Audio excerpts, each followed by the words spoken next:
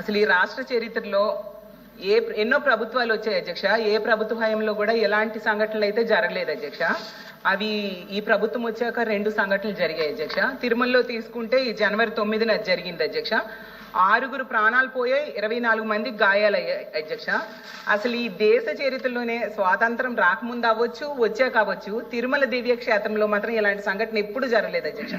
అది ఇప్పుడు జరగడం నిజంగా దురదృష్టకరం. ఈ సంఘటన జరగడం నిజంగా ఇందులో రాష్ట్ర ప్రభుత్వ వైఫల్యము, అలాగే టీటీడీ పాలక మండలి వైఫల్యం క్లియర్ గా కనిపిస్తుంది. ఏర్పాటు చేయడంలో వాళ్ళు ఘోరంగా విఫలమయ్యారు అధ్యక్ష. అలాగే అది ఆ సంఘటన జరగకముందే సింహాచలంలో ఇలాగ 7 చనిపోయారు గోడ కూలి అధ్యక్ష. అసలు నా క్వశ్చన్ ఏంటంటే, ఇప్పుడు తిరుపతి విషయం తీసుకుంటే ఆ సంఘటన జరిగిన వెంటనే ఈస్ట్ ఎంఆర్ పల్లి పోలీస్ స్టేషన్ లో 2 ఎంఆర్ఓలు పోలీసులకు ఫిర్యాదు చేశారు అధ్యక్ష. ఈ రోజు వరకు ఏ ఒక్కరిపైనైనా బాధ్యులపైన పోలీసులు చర్యలు తీసుకొని అరెస్ట్ చేశారా అని నేను అడుగుతున్నాను అధ్యక్ష. చేయకపోతే ఎందుకు అరెస్ట్ చేయడంలో విఫలమయ్యారు అని.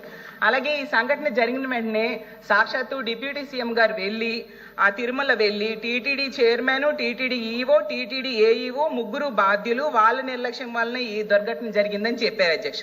మరి వాళ్ళ నిర్లక్ష్యం వల్ల జరిగిందని డిప్యూటీ సీఎం గారే చెప్పారు కదా అధ్యక్ష. వాళ్ళ మీద ఏమైనా చర్యలు ప్రభుత్వం తీసుకుందా అని అడుగుతున్నాను అధ్యక్ష.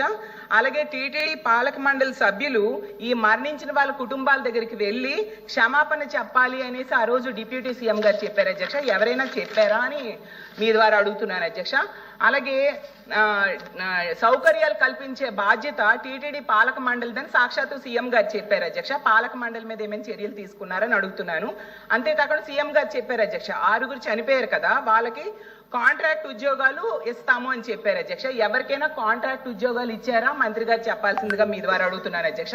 మరో ముఖ్యమైనది ఏంటంటే, దీనికి బాధ్యుడు అనేసి ఆ జిల్లా ఎస్పీని బదిలీ చేయడం సీఎం గారే చేశారు అధ్యక్ష. బాధ్యత వహించాల్సింది జిల్లా ఎస్పీ అని ఆ రోజు సీఎం గారు చెప్పారు అధ్యక్ష. మళ్ళీ ఎందుకు అధ్యక్ష మొన్ననే ఆ ఎస్పీ సుబ్బరాయుడు అనే ఆయన్ని మళ్ళీ ఎందుకు నియమించారు అధ్యక్ష? అసలు ఎలా నియమించారు, ఎందుకు నియమించారు అధ్యక్ష? అది ఇంకోటి ఏంటంటే, ఈ సంఘటన మరొక ముందే మనం సింహాచలంది చూసాం కదా అధ్యక్ష. ఇందులో ఆ కాంట్రాక్టర్ చెప్పాడు అధ్యక్ష, పైన ఉన్న వాళ్ళ ఒత్తిడి వల్లనే తక్కువ సమయంలో గోడ కట్టాను, ప్లాన్ ని డీవియేట్ అయ్యాను, వాళ్ళు ఒత్తిడి చేయడం వలన అని చెప్పారు అధ్యక్ష.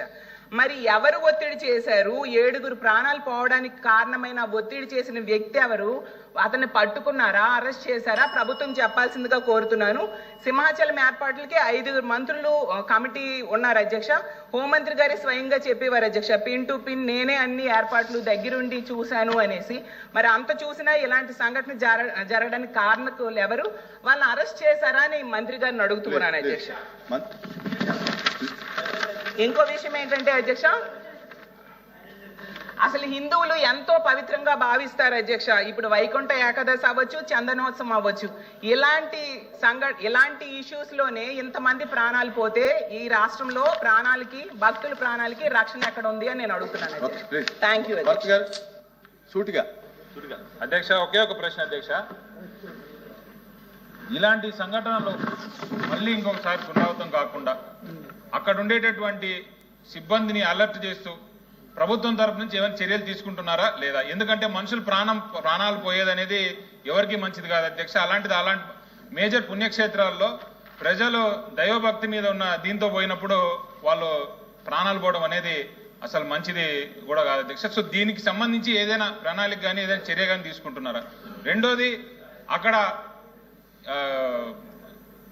తిరుమలలో అది జరిగినప్పుడు మరి ముఖ్యమంత్రి గారి పర్యటన ఉండింది కాబట్టి ఎక్కువ మంది పోలీస్ సిబ్బంది అంతా కూడా ఆయన బందోబస్తుకి వెళ్ళిన మాట అందరికి తెలిసిన విషయం అధ్యక్ష. కానీ ఎక్స్ట్రా బందోబస్తు లేకుండా, ఎక్స్ట్రా మనుషులు లేకుండా ఇక్కడ చనిపోయారనే వాదన కూడా వినిపిస్తుంది. అది ఎంతవరకు నిజం? యాక్చువల్గా అది నిజంగానే అలా జరుగుంటే మాత్రం మళ్ళీ ఇంకోసారి జరగడానికి అది జరగకుండా చూసుకోవాలనేటటువంటిది కూడా తెలియజేస్తాను అధ్యక్ష. లాస్ట్ అంటే ఎండోమెంట్ మీద ఈ టీటీడీ మీద క్వశ్చన్ కాబట్టి కొంచెం డివేట్ అధ్యక్ష. ప్రతి 15 రోజులకు మాత్రమే మెంబర్కి సెల్ఫ్లో పోతే దర్శనం ఇవ్వాలనేటటువంటి రూల్ ఇప్పుడు కొత్తగా పెడుతున్నారు. అది ఎండోమెంట్ డిపార్ట్మెంట్ పెడతా ఉందా, టీటీడీ వాళ్ళు పెడుతున్నారా? అసలు అది ఆన్ రికార్డ్ ఉందా, పేపర్ ఉందా, ఏమన్నా దానికి సంబంధించిన డీటెయిల్స్ ఏమైనా ఉన్నాయా లేదా? ఇది ఓన్లీ జరుగుతూ ఉందా? అది కూడా కొంచెం క్లారిటీ ఇవ్వనండి మంత్రి గారు.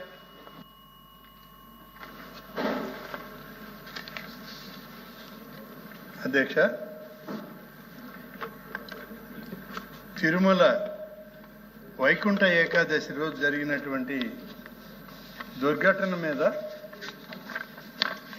ప్రభుత్వం కూడా ఒక స్పష్టమైన వైఖరి తీసుకొని అక్కడ జరిగినటువంటి తప్పులు ఎలా జరిగాయి ఏంటి అనేటువంటిది వెంటనే దేవాదాయ శాఖ మంత్రిగా నన్ను, హోంమంత్రిగా శ్రీమతి వారు అనిత గారిని, అలాగే జిల్లా ఇన్ఛార్జి మంత్రిగా రెవెన్యూ మంత్రి గారిని అక్కడికి పంపడం జరిగింది. మేము వెళ్ళిన వెంటనే అక్కడ పరిస్థితులను గమనించి ముఖ్యమంత్రి గారికి సమాచారం ఇచ్చాం.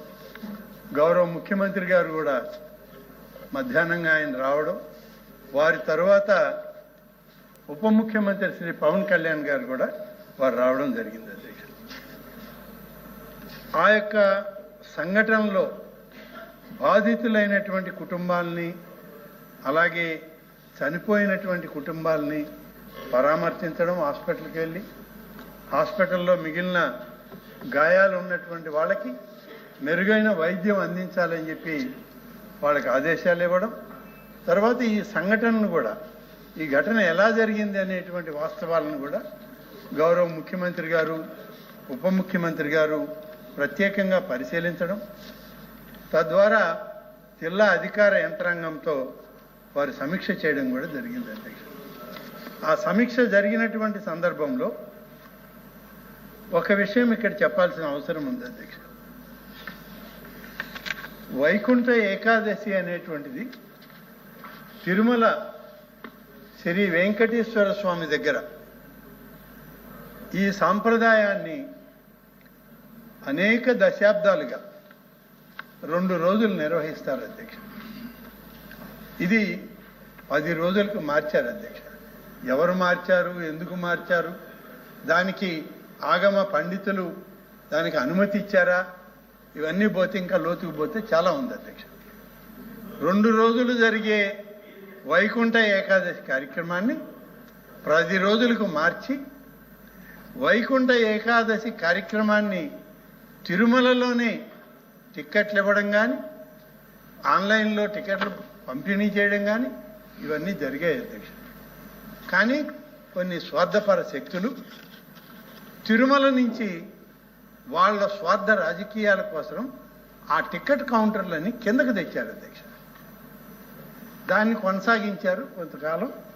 దానివల్ల సరే కొన్ని తప్పులు ఆ జరిగినటువంటి సంఘటన రోజున ఇది కూడా ఒక కారణమైంది. అధ్యక్ష, వాస్తవానికి అధ్యక్ష, తిరుమల వైకుంఠ ఏకాదశి సందర్భంలో జరిగినటువంటి దాన్ని అందరం కూడా బాధపడ్డాం.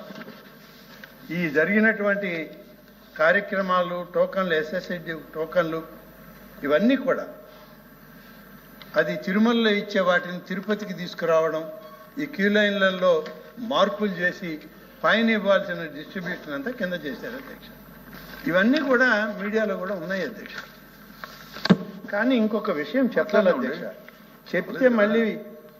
చెప్తే వీళ్ళు ఏమైనా బాధపడతారేమో అని అనుకుంటున్నాను. అధ్యక్ష, ఏం బాధ లేదు కదా, చెప్తాను. మేమందరం ఉన్నాం. అధ్యక్ష, తర్వాత మేము చెప్పినప్పుడు బాధపడు. నేను బాధపడను, మీరంటే నేను బాధపడను, నేనంటే మీరు బాధపడను. అధ్యక్ష,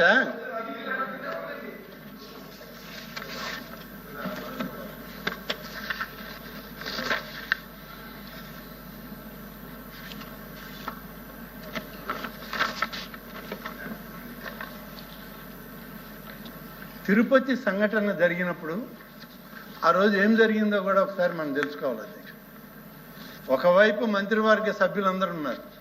ఆ రోజు తమరు కూడా వైకుంఠ ఏకాదశికి అక్కడికి వచ్చి ఉన్నారు. తర్వాత సెంట్రల్ మినిస్టర్స్ వచ్చి ఉన్నారు. అందరి సమక్షంలో ఆలోచన చేయడం, పెట్టడం, అందరి విషయాలు కూడా అక్కడ చూడడం కూడా జరిగింది. అధ్యక్ష, అక్కడ మరి సభలో లేరు ఆ పార్టీకి ప్రతిపక్ష నాయకులు, వారు కూడా వచ్చారు. అధ్యక్ష, రాలేదని నేను అన్నాను. ఏ విధంగా వచ్చారు అధ్యక్ష? చనిపోయిన శవాలు అక్కడ ఉన్నాయి, క్షతగాత్రులైన వాళ్ళు ఉన్నారు. వాళ్ళు మాకు దైవ దర్శనం ఇప్పించండి, మేము వెళ్ళి చూసి వెళ్ళిపోతామని కొంతమంది ఉంటే వాళ్ళని పంపిస్తూ ఉన్నాం అధ్యక్ష. పంపిస్తూ ఉన్న సమయంలో ఒక దాడిలాగా జరిగింది అధ్యక్ష. ఒక దాడిలాగా జరిగింది స్విమ్స్ హాస్పిటల్ దగ్గర. పరామర్శించడానికే అధ్యక్ష. ఏది పరామర్శిస్తారు అధ్యక్ష? ఏ విధంగా అధ్యక్ష పరామర్శించేది? ఆ రోజు ఉదయం నుంచి సాయంత్రం వరకు కేంద్ర మంత్రులు పరామర్శించారు, ముఖ్యమంత్రి గారు పరామర్శించారు, ఉప ముఖ్యమంత్రి గారు పరామర్శించారు. ఇప్పుడు ప్రతిపక్ష నాయకులు ఏ రకమైన పరామర్శ అధ్యక్ష? జై జగన్, జై జగన్ అనే నినాదాలతో హాస్పిటల్ని దాడి చేశారు అధ్యక్ష. ఇదే అధ్యక్ష పరామర్శ? సిగ్గుపడాలి అధ్యక్ష. పరామర్శ అనే పదం వాడడానికి అర్హత ఉందా అని అడుగుతున్నాను. నేను కూడా ఆ సమక్షంలో ఉన్నాం అధ్యక్ష. అయ్యా బాబు, మీరు అడిగిన దానికే సమాధానం చెప్తున్నా వినండి. మీకు ఓపిక లేకపోతే ఏం చేస్తాం? మీకు ఓపిక లేకపోతే మేమేం చేస్తాం? ఓపికగా వినండి, విన్న తర్వాత చెప్పండి.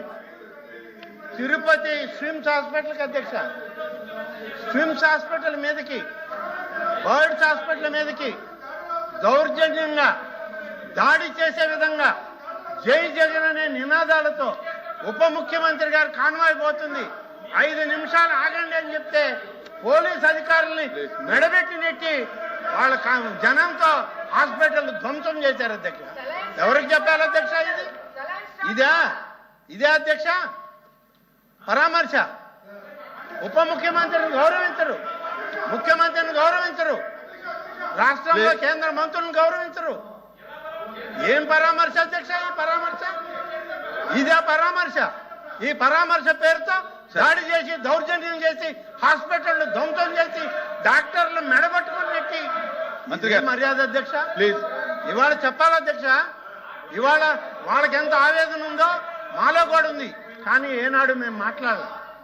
ఇవాళ మేము ఏనాడు జరిగిన సంఘటన మీద అధ్యక్ష, జరిగిన సంఘటన మీద ఏమి చెయ్యాలి, ఏమి చేస్తే బాగుంటుంది, ఏ సిస్టమ్ని అడాప్ట్ చేయాలని మేము మనస్ఫూర్తిగా పనిచేశాం.